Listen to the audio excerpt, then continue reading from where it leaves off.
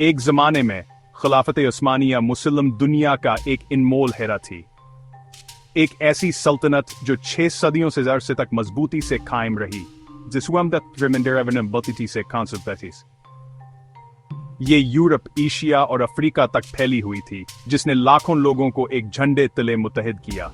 लेकिन यूनाइटेड में 1000 साल की हुक्मरानी के बाद ये तारीख के स्टेज से खामोशी से गायब हो गई। क्यों? और उम्मत की आखिरी दीवार कैसे गिरी?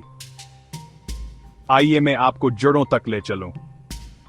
1299 में कायम होने वाली खिलाफत उस्मानिया सिर्फ एक सल्तनत नहीं थी, ये इत्तेहाद, रूहानियत और मुस्लिम शिनाख्त की अलामत थी।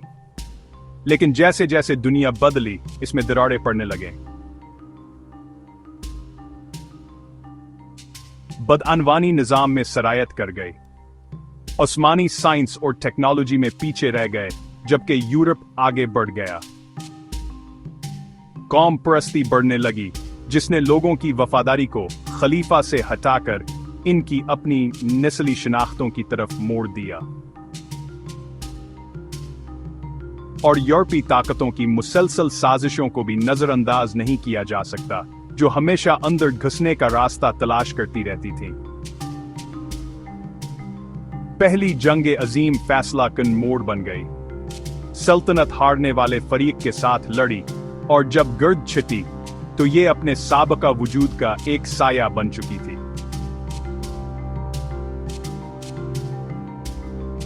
फिर मुस्तफा कमाल अतातुर्क का ज़ुहूर हुआ, एक बसीरत अफरोज मगर मुतनाज़िया शख्सियत।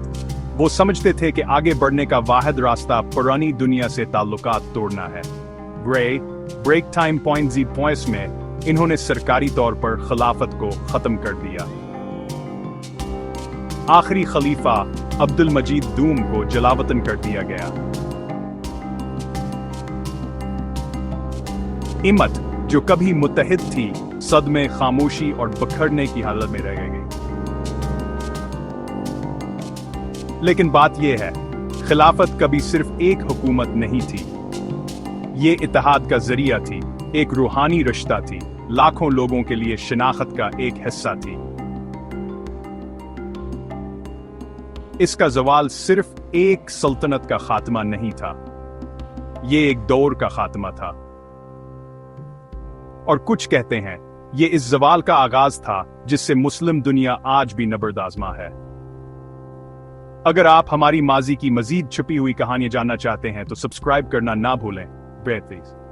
अगली वीडियो में मैं मोहम्मद बिन कासिम बरसगीर के फातह की जिंदगी पर रोशनी डालूंगा।